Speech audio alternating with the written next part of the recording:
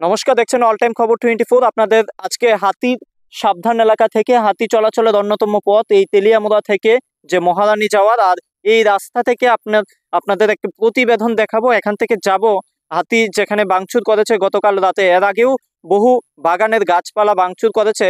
গতকালকে রাত্রেও ঠিক একইভাবে এসে হাতির দল বা বাচ্চাগুলিকে নিয়ে এসে ভাঙচুর করে খাবারের উদ্দেশ্যে। মূলত রাবার গাছগুলিকে ভেঙে হাতিগুলি তাদের বাচ্চাগুলিকে রাবার গাছের পাতাগুলিকে খাওয়ানো হয়। সেই ছবি আপনাদের একেবারে গ্রাউন্ড জিরো থেকে আপনাদের সামনে তুলে ধরবো। দেখতে থাকুন অল টাইম খবর 24। আমরা যাব বাগানের দিকে। আমরা বন্য হাতির আক্রমণ বা বন্য হাতি যেভাবে লোকালয়ে এসে ভাঙচুর করে, আবারও বন্য দাতাল হাতি এই দল একেবারে রাবার বাগানে এসে ভাঙচুর করেছিল। এর আগের যে গত পরশুদিন আপনাদের একটি প্রতিবেদন দেখিয়েছিলাম, ঠিক সেই বাগানেই আবারও গতকাল রাত্রেও বন্য দাতাল হাতির দল এসে তাদের রাবার গাছ ভেঙেছে এবং আমরা সেই রাবার গাছের ছবি আপনাদের দেখাবো। এই মুহূর্তে আমরা দাঁড়িয়ে রয়েছি সেই বাগানে এবং বাগানের মালিক মদন সরকার তিনিও রয়েছেন এবং এই বিষয় নিয়ে আমরা কথা বলবো ওনার সাথে। এছাড়া দেখেন আপনারা একদম যে গাছের ঢালগুলি রয়েছে পাতা খাওয়ার জন্যই কিন্তু গতকাল রাত্রে এই ঢালগুলি ভেঙেছে বন্য দাতাল হাতি। আমরা কথা বলবো কি কোন সময় আসে এবং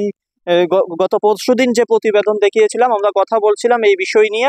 এবং ফরেস্টের যে ডিপার্টমেন্টের যে টিম রয়েছে বা ভলেন্টিয়ার রয়েছে তারা কিন্তু ঠিক মতো ডিউটিও করছে না এবং সেই হাতি তাড়ানোর ক্ষেত্রেও সঠিক ভূমিকা নিচ্ছে না। গতকাল লোকালয়েও কিন্তু হাতি গিয়েছিল। আমরা ছনকলা থেকেও একটি প্রতিবেদন আজকে আপনাদের দেখাচ্ছিলাম এবং এই মুহূর্তে আমরা দাঁড়িয়ে রয়েছি ঠিক ভূমিহীন কলোনির ঠিক নিচে এবং খগেন্দ্রবন কলোনি এলাকায়। এবং এখানকারই এক বাসিন্দা যিনি রাবার বাগান করেছেন, এখানে প্রচুর গাছ লাগিয়েছেন, কিন্তু ওনার প্রত্যেক দিন এসে প্রায় প্রত্যেক দিন হাতিগুলি গতকালকে এখানে হাতির মলও কিন্তু রয়েছে, আপনারা দেখতে পাচ্ছেন। গতকালকে রাত্রে এসে হাতির বাচ্চা এবং তার এই হাতিগুলা এসে ভাঙচুর করে। আপনার সাথে একটু কথা বলবো, আমরা কথা বলবো এবং জানার চেষ্টা করব কোন সময় আসে হাতিগুলা। কালকা রাত্রে 2টার সময় আছে, 2টার বাজে সময় আছে, 2টার সময় আছে। দল লইয়ে আইছে কালকে। কালকে দলে এসে পুরা দল। এর আগে তো অনেকগুলো গাছ ভাঙছে। এর আগে কালকে কয়টা ভাঙছে? কালকে ভাঙছে 10টা গাছ ভাঙছে। 10টা। এইরকম যে ক্ষতি করে ফরেস্টের থেকে কোনো সহযোগিতা? ফরেস্ট থেকে তো আমরা কোনো টাকা পাওয়া যায় না।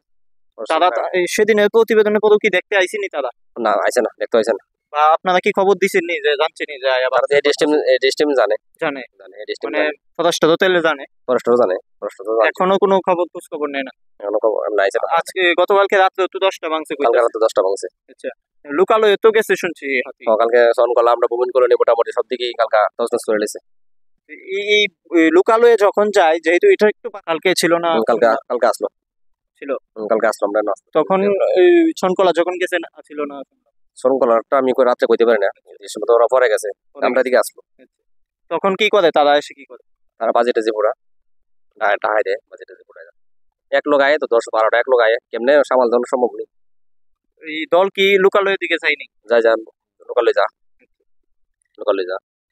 আমরা দেখাচ্ছিলাম এই হাতির যে প্রতিবেদন আপনাদের। গতকালকে গভীর রাতেও কিন্তু হাতিগুলি এসে এই রাবার গাছ ভেঙেছে এবং রাবার গাছের একটাই পাতা খাবার জন্য এই গাছগুলিকে ধ্বংস করছে, যা থেকে কৃষকরা মূল্যবান ফলন পায় এবং যার উপর ভিত্তি করে তাদের পরিবার চলে। রাবারের যে কষের বাটিগুলি রয়েছে সেগুলিও ভেঙে দেয় হাতিগুলি এবং প্রত্যেকটি গাছের যে নরম ঢালগুলি রয়েছে এবং নরম নরম পাতাগুলি রয়েছে সবগুলিকে হাতির বাচ্চাগুলি খায় বলে আমরা গত পরশুদিনের প্রতিবেদনও দেখিয়েছি। আজকে দিনে দাঁড়িয়ে আমরা বলবো ফরেস্ট ডিপার্টমেন্ট এই বিষয় নিয়ে পদক্ষেপ নেক দ্রুত, যেহেতু এই শীতকালীন সময় মানুষ একটা দাবি তুলছে যে এই সময়ে পাহাড়ের অঞ্চলে যে বনজ খাদ্য রয়েছে সেগুলি ধ্বংসের পথে, যার কারণে হাতিগুলি লোকালয়ে প্রবেশ করছে।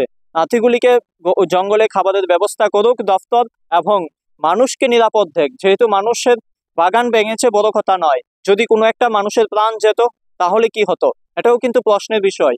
এর আগেও বহুবার এই কৃষ্ণপুর থেকে শুরু করে গিলাতলি, উত্তর গিলাতলি এইসব এলাকাতে মানুষের প্রাণ গিয়েছিল এই হাতির আক্রমণে। আর তা থেকে রক্ষা করতে বন দফতর যদিও সঠিক পদক্ষেপ গ্রহণ করে না।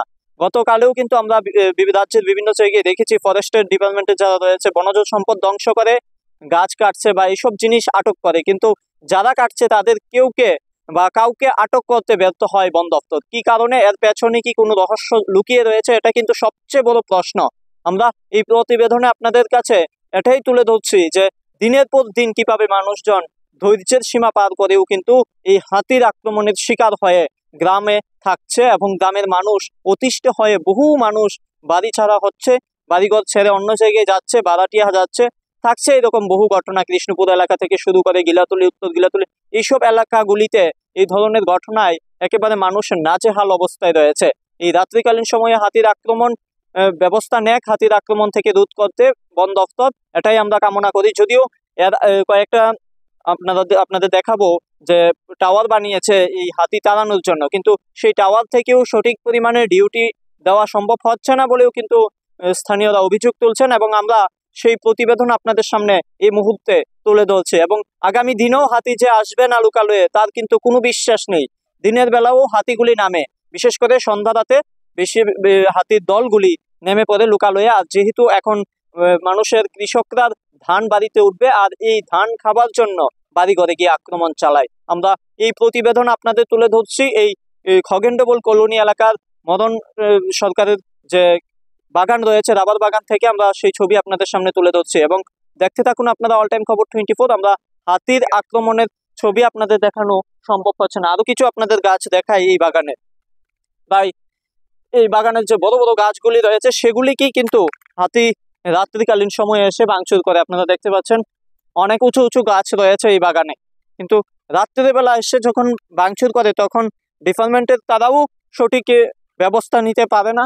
কিন্তু আপনারা দেখতে পাচ্ছেন সবগুলি যে বড় গাছগুলি রয়েছে সেগুলিকে হাতির সুরের সাহায্যে টেনে নামিয়ে তারপর পাতাগুলিকে বাচ্চারা খায়, বা হাতি বড় হাতিগুলিও খায়।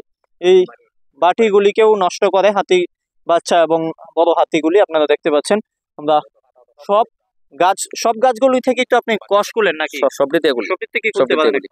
এই মোটামুটি কি এই বছর থেকে করছেন না এর আগে? না, এর আগে থেকে পুরনো গাছে, পুরনো গাছ, ভালো গাছ। এই গাছগুলি যখন আপনি উপার্জনবদ্ধ হয়ে যাচ্ছে কিভাবে চলবেন? বাকি ওই সময় কাজ করা লাগবে, মানুষের কাজ টাজ করা লাগবে।